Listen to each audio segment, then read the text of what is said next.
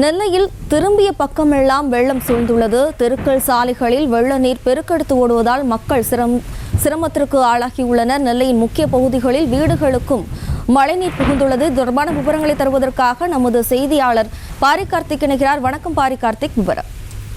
வணக்கம். நெல்லை மாநகரில் முழுக்க வெள்ளக்காடாக தற்போது காட்சியளித்துக் கொண்டிருக்கிறது. பொதுமக்களை மீட்கும் பணியில் தற்போது அரசின் சார்பில் ஈடுபட்டுக் கொண்டிருக்கிறார்கள்.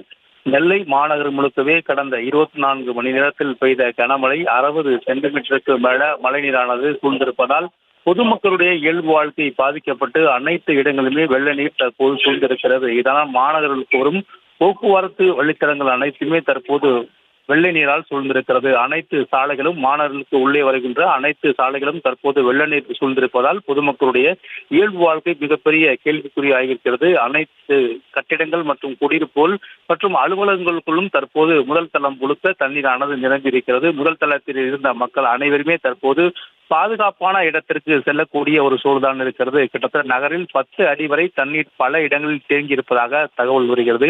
அதே போல நிறைய இடங்களில் பொதுமக்கள் சிக்கிக் கொண்டிருக்கிறார்கள். அவர்களை மீட்கும் பணியில் ஒரு பக்கம் நடந்து கொண்டிருக்கிறது. தொடர்ச்சியாக மாநகர் முழுக்கவே, நெல்லை மாநகர் முழுக்கவே தற்போது ஒரு வெள்ளைக்காடாக காட்சியளித்துக் கொண்டிருக்கிறது.